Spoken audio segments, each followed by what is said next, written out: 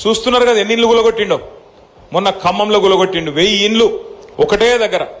12 ఏళ్ల కిందట పైసా పైసా కూడబెట్టి గరీబోళ్ళు కట్టుకుంటే వాళ్లకు శత్రు దేశం మీదకి దండయాత్రకు పోయినట్టు 1000 మంది పోలీసోళ్ళు 3000 మంది పోలీసోళ్ళు తెల్లారి 3 గొట్టంగా పోయి ఆ మొత్తం ఇండ్లను నేలమట్టం చేసి ఒక బాంబు పడితే కదా ఎట్లయితే మొత్తం ఎక్కడికెక్కడ ఛిద్రమైపోతుందో శిథిలమైపోతుందో ఖమ్మం పక్కన ఉండే వెలుగుమట్ల అనే ప్రాంతంలో ఆ పరిస్థితుల్లో చిన్నాభిన్నం చేసి పేదల జీవితాల్ని రోడ్డున బాడేసింది కాంగ్రెస్ ప్రభుత్వం.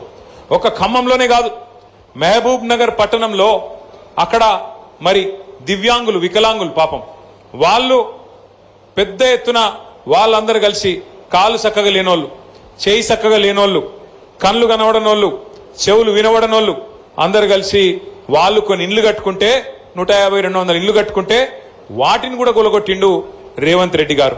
ఇంకా నిన్న ఇవాళ శుద్ధులు చెప్తున్నాడు, నేను చూసిన ఏదో బఫర్లో ఉండద్దు ఇండ్లో ఉండద్దు అండ్లో ఉండద్దు ఉంటే ఊకోను అని పెద్ద పెద్ద మాటలు చెప్తున్నాడు రేవంత్ రెడ్డి. ఒక్క మాట దయచేసి మీరు ఆలోచన చేయాలని చెప్పి నేను కోరుతున్నా. మీరు దయచేసి జాగ్రత్తగా ఆలోచన చేయాలని నేను కోరుతున్నా. ఇవాళ రేవంత్ రెడ్డి గారి సొంత ఇల్లు ఆయన నియోజకవర్గం కొడంగల్లో కోస్గి అనే ఊర్లో ఆయన ఇల్లు కట్టుకున్నాడు. ఆ కోస్గి అనే ఊళ్ళే ఆయన ఇల్లు ఎక్కడుందో ఎరికేనా మీకు? ఆయన ఇల్లు ఉన్నది రెడ్డికుంట అనే జాగాలు ఉన్నది. ఆ ఏరియా పేరే రెడ్డికుంట. ఆయన కట్టుకున్నది కూడా తాలాబులనే కట్టుకున్నాడు, చెరువులనే కట్టుకున్నాడు, చెరువు లోపలనే కట్టుకున్నాడు. కానీ అది ఊలగొట్టాడట, దాన్ని ఎవడు ముట్టద్దట. ఎందుకంటే ముఖ్యమంత్రి కదా, ముడితే ఊకుంటాడా? అధికారుల ఉద్యోగాలు ఊస్ట్ అయిపోతాయి, అది ముట్టరట. ముఖ్యమంత్రి అన్న తిరుపతి రెడ్డి ఆయన ఇల్లు దుర్గం చెరువు హైదరాబాద్లో, అది కూడా శిఖంలోనే ఉన్నది. కానీ దాన్ని ఎవడు ముట్టాడు. అది బఫర్ జోన్లు శిఖంలు ఇవన్నీ గరీబోళ్ళకే తప్ప పెద్దోళ్ళకు ఉండయి.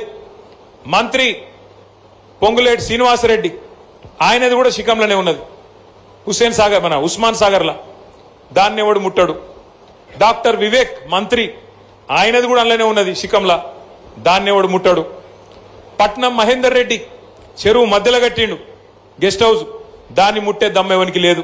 కానీ గరీబోని ఇల్లు మాత్రం కొద్దిగా ఇటు అటు ఉన్నా పోవాలి, బుల్డోజర్ తీసుకుపోవాలి, కూలగొట్టాలి, ఎవరికి చెప్పుకుంటావో చెప్పుకోపో అని చెప్పి మెడలు పట్టి నువ్వు కవతల వారేయాలి. ఇందిరమ్మ రాజ్యం అంటే ఇండ్లు కూలగొట్టుడేనా? ఇందిరమ్మ రాజ్యం అంటే గరీబోని మెడలు పట్టి నూకేసుడేనా? ఆలోచన చేయండి. నువ్వు ఏం చెప్పొచ్చినావు అధికారులకు? ఎన్ని మాటలు చెప్పినావు? 6 గ్యారంటీలు అన్నావు, 100 రోజుల్లో చేస్తా అన్నావు. 100 రోజులుగా దగ్గర 1000 రోజులకు వచ్చిందిగా. 1000 రోజులు దగ్గర పడ్డాయి. ఇంకొక 100 రోజులు 150 రోజులు అయితే 1000 రోజులు దగ్గర పడతాయి.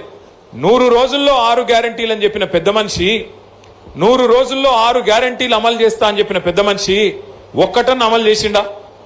ఒకటి ఏం చేసినవరు అయ్యా అంటే ఒకటే చెప్తాడు, ఫ్రీ బస్ పెట్టలేదా అంటాడు.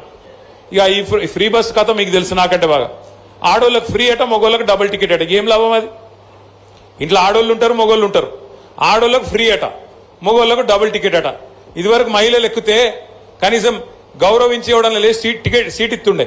ఇప్పుడు ఉన్నది ఆ పరిస్థితి. ఆ ఉన్న సీట్ల కోసమే కొట్లాడుకునుడు, గుద్దుకునుడు, గా పరిస్థితి వచ్చింది ఫ్రీ బస్సు స్కీమ్తోని.